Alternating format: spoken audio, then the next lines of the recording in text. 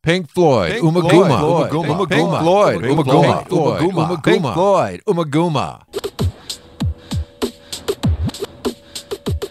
Released on November 7th, 1969, Ummagumma is officially Pink Floyd's third album. They did record the music for a soundtrack that was released earlier in 1969, so depending on who you talk to, Ummagumma is Pink Floyd's third or fourth album. The title of the album comes from a friend of the band and their occasional roadie, Ian Emo Moore. He would say, "I'm going back to the house for some Ummagumma." The band liked it, so that's what they named their next album. In the top left corner of the cover, there's the serial number and recorded in England. Special Buy contains 2 complete LPs. It is a double album and 1 live record and 1 studio record inside. In the bottom left corner, the EMI logo and the Harvest Records logo. This is the first of 4 Pink Floyd albums to be released on the Harvest Records label. Then the band's name is down on the floor in 3D letters. And then there's a glass jug in the corner, perhaps a nod to Syd Barrett, their departed comrade. I'm wondering who could be right. Then there's the white album cover leaning against the wall. On some pressings, the cover on that album is the soundtrack to the film Gigi. It looks like this. Now, the designer of the cover, Storm Thurgerson, said Gigi was kind of put there at random to provoke discussion, a red herring as he called it. However, due to some legal issues, the Gigi was airbrushed out in some countries, including North America. That's what this is, a Canadian edition. There was some thought that this is the Beatles' White Album, but in fact, no, it's just the Gigi cover airbrushed white. On the Australian pressing, the album is completely airbrushed out. It looks like this. The house where the picture was taken at is located in Great Shelford, England, which is near Cambridge, about an hour north of London. And this would be the final album to feature a picture of the band on the front cover, one of only 3 for that matter. And the cover uses the Drost effect, but not entirely. The Drost effect is when a picture appears within itself and seems to go on forever. For this cover, the picture appears within itself, but the band changes position for each frame and it doesn't go on forever. In the first frame, there's David Gilmour sitting on the chair in front, Roger Waters on the steps behind him, Nick Mason is next, standing on the lawn, and Richard Wright is in the back with his feet in the air. In the second frame, it's Roger in the chair, Nick on the steps, Richard standing, and David doing the upside-down splits. The third frame has Nick sitting in the chair, Richard on the steps, David standing, and Roger with his feet in the air. And the fourth frame has Richard in the chair, David on the steps, Roger standing, and Nick in the back. Then the final frame is actually the cover of the band's last album, A Saucer Full of Secrets. Now, if you open up the gatefold to the front, it is not a wraparound picture. There is the back cover, which features the famous exploding gear picture. All of Pink Floyd's gear laid out on the taxiway at London's Biggin Hill Airport.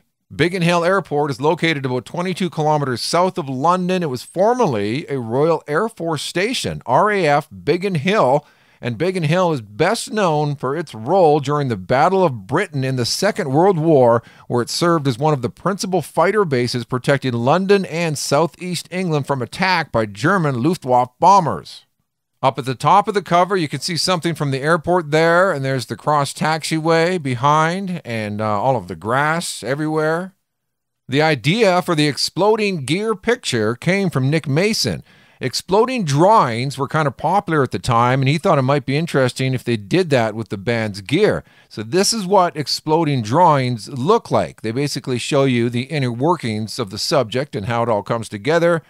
All right, you got the bike, the guitar, and you could put a transmission together with one of these pictures.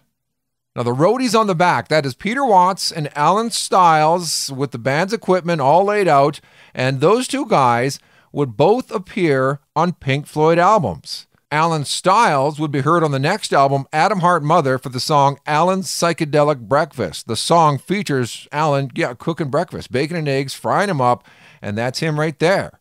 And then Peter Watts, he would be heard on a later Pink Floyd album, The Dark Side of the Moon. Peter Watts is the man who provides the laughter during brain damage. Yeah, that's Peter Watts. Also, you know, the guy never said I was frightened of dying. That guy, that is Peter Watts right there. The layout of the gear is just phenomenal. The perfect symmetry of the right and the left side. I can't imagine how long it took to put all that together. From the speakers, through the keyboards, the guitars, the drums, right down to the sticks. I can't imagine how they fit all that into that van. Then there's the title, Ummagumma, Pink Floyd. Live album recorded at Mother's Birmingham and Manchester College of Commerce, June 1969. However, actually, the Mother's gig was on April 27th, 1969, and the Manchester show was on May 2nd, 1969, but for some reason they just put June on the cover, maybe to save some space, perhaps. For the live album, a great version of Astronomy Domain. The version here would actually be included on all later pressings of The Piper at the Gates of Dawn. It's a little longer than the original version. There's Careful with That Axe, Eugene, which was only released as the B-side of a single, Point Me at the Sky, until this version came out on here. Set the Controls for the Heart of the Sun, a live staple from Pink Floyd between 1969 and 1973. Then A Saucer Full of Secrets. It has names for all of the sections here, which isn't on the original album. Engineer Brian Humphreys, produced by Pink Floyd, the sleeve design and photographs by Hypnosis. The studio album. This is Pink Floyd actively experimenting and releasing it on record. The idea was you take a record, you split it into 4 parts, 2 parts for each side, and each band member gets 1 part.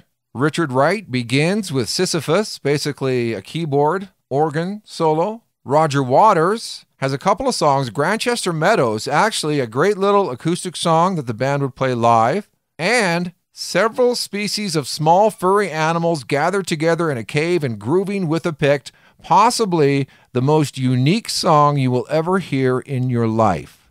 Side 4, David Gilmour with The Narrow Way. Parts of that would be performed live. And then Nick Mason ends with the Grand Vizier's Garden Party in 3 parts, basically a big drum solo. Engineer Peter Mew, produced by Norman Smith. That is Ummagumma. Then open it up, and inside, nice gatefold pictures of the band. David Gilmour, lead guitar and vocals. David Gilmour is actually standing in front of Elfin Oak. That is a huge oak tree. Elfin Oak is in London's Kensington Park, and it's carved to look like elves and gnomes and fairies and animals are living in the bark of Elfin Oak. Like, check it, look. You can see characters living in the trees behind David Gilmour. Then Roger Waters and Jude, bass guitar and vocals. That's Judy Trim, Roger Waters with his first wife. Richard Wright, organ, keyboards, and vocals. And Nick Mason, percussion. Put them together, and you have Pink Floyd with another iconic album cover, Ummagumma.